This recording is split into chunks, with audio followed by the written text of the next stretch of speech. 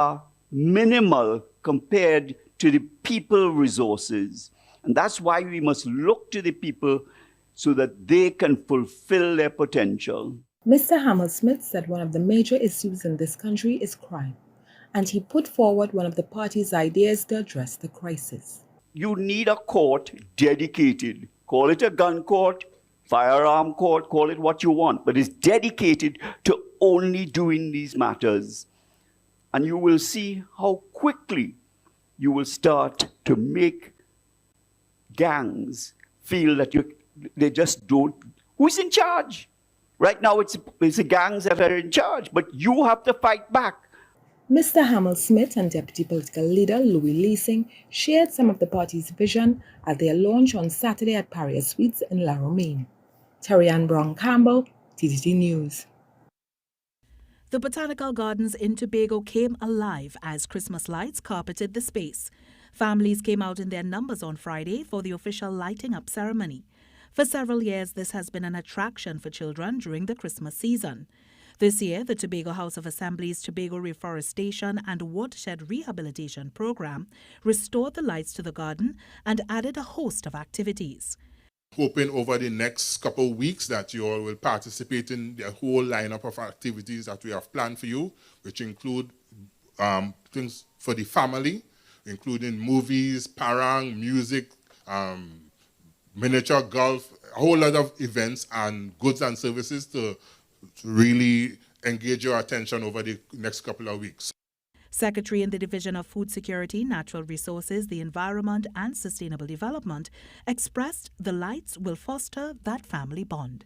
So when we light up the botanical gardens, call your friend, call your neighbor, call Fariel from Forestry, call everybody and tell them bring your family out and enjoy the lights. Because this is a time, Christmas time is a time for us to get together and enjoy the ambience of the garden. After a countdown, the cheers of children engulfed the gardens as the vibrant lights were turned on. Iconic steel pan arranger Earl Bostic Rodney's life was celebrated with music and memories at his funeral on Saturday. Terry Ann Brown Campbell has the story.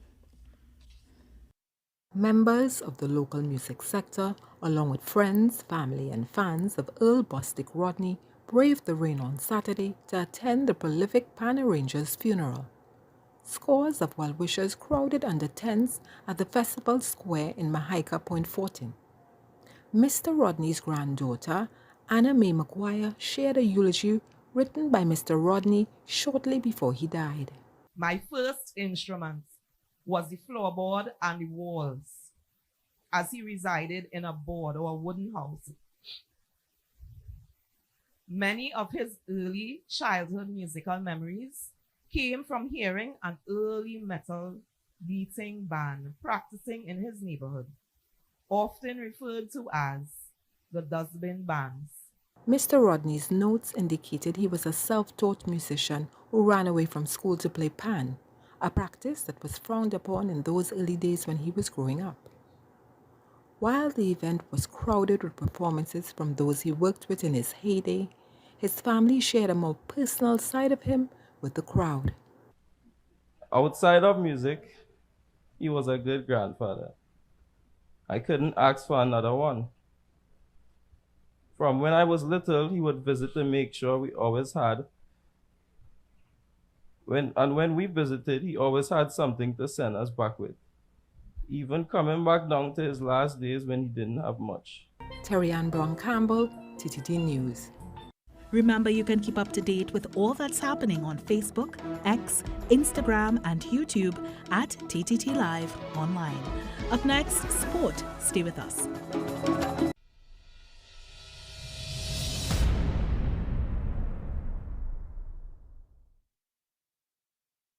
I believe that without legislation in Trinidad and Tobago, pretty much nothing gets done.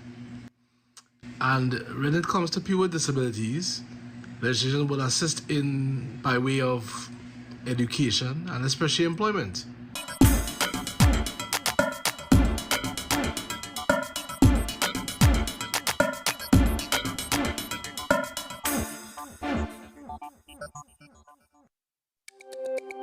Every word, every line, Every paragraph depicts a real moment in someone's life. A father, a sister, a mother, a brother. We at Newsday are dedicated to you, the people, and through independent, unwavering journalism, strive to always bring your stories to life. Because your stories are more than just words. Newsday, independent and credible.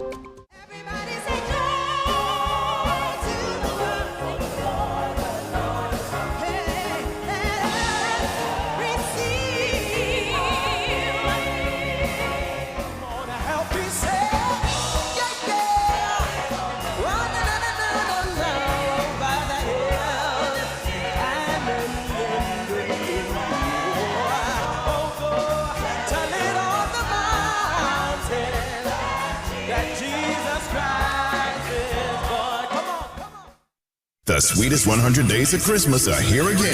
This season, let's go ahead and plan early. So take out those Christmas decorations, deck the halls, and turn on your favorite Christmas station. It's Christmas in Sweet TNT. We've got Christmas covered for you with giveaways, karaoke, parade, soca parade, Christmas songs, carols, and the gathering.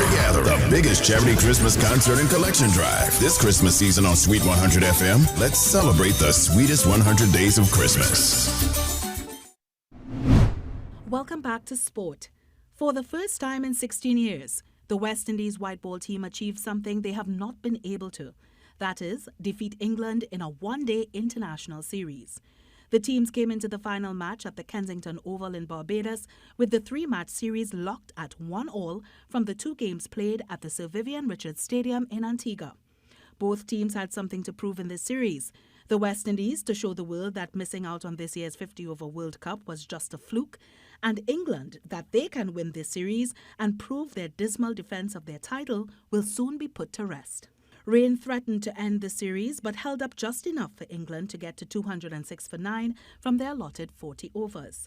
Ben Duckett top scored with 71 with Liam Livingstone their next best, while debutant Matthew Ford led the Windies bowling attack with 3 wickets for 29 runs and Alzari Joseph taking 3 for 61 to limit their opponents to a gettable target. The West Indies was set a target of 188 from 34 overs, and Alec Athene's 45 to go with a top score of 50 from Casey Carty and 41 from Romario Shepherd were enough for the home team to earn a welcomed series victory over their English rivals. Cricket West Indies has confirmed the West Indies men's and women's centrally contracted players for the upcoming 2023-2024 season. The contracts were offered based on player performances during the 2022 to 2023 evaluation period, following recommendations from the selection panels and approval by the Board of Directors. 4 West Indies men have been offered contracts for the first time: left-arm spinner Gudakesh Muti, right-handed batter Casey Carthy, and left-handed batters Tejanarayan Chandapal and Alec Athenes. For the West Indies women's, 2 players have been offered contracts for the first time: all-rounders Zaida James and Shanita Grimmond. Meanwhile, Jason Holder, Kyle Mayers and Nicholas Puran declined the offer of central contracts but confirmed their availability for all West Indies T20 internationals during the contract year. Meanwhile, Cricket West Indies has mourned the loss of the 2 esteemed former Guyana and West Indies cricketers. Dr. Kishore Shaloo, president of Cricket West Indies, paid tribute, saying the remarkable contributions of Joe Solomon and Clyde Butts will be remembered not only by those in their native Guyana, but also by many across the West Indies. He continued, Joe Solomon stood among the heroes of West Indies cricket. His iconic play, the pickup, throw and run-out of Ian Mekif in the tied test, remains an indelible moment in our history. President Shaloo noted Clyde Butts, a stalwart figure in West Indies first-class history, displayed extraordinary aptness as an off-spinner and captain for Guyana. His legacy extended beyond the field, earning him recognition as a statesman and ambassador for the game in Guyana and the region. The FIA, world's governing body for motorsport, hosted its President's Awards ceremony at the Central Assembly's meeting in Baku, Azerbaijan on Friday. While there were no new developments directed to TNT, President of the TTASA, Ashton Elligon, was present for the yearly achievement ceremony. Last year, TNT was reinstated as a member of the FIA and will be eyeing further partnerships with them in 2024. During the awards ceremony, the FIA president named 3 winners of the 2023 President's Awards.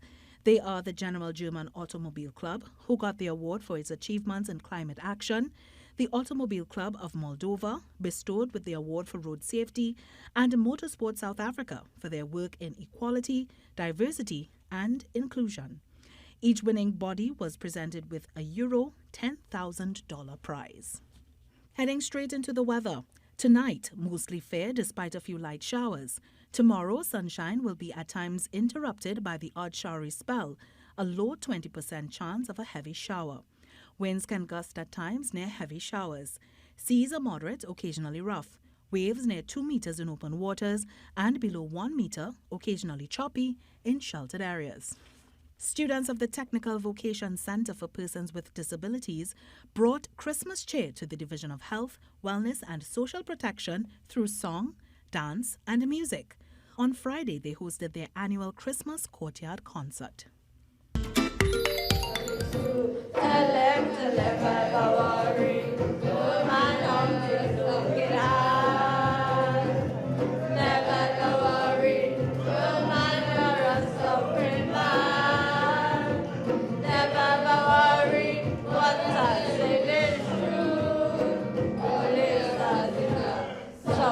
Suffering more than you.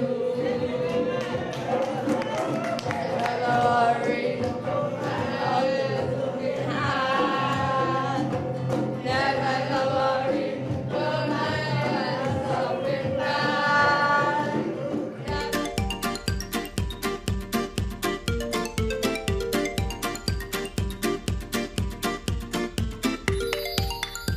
This is TTT News. Thank you for watching. Have a good night.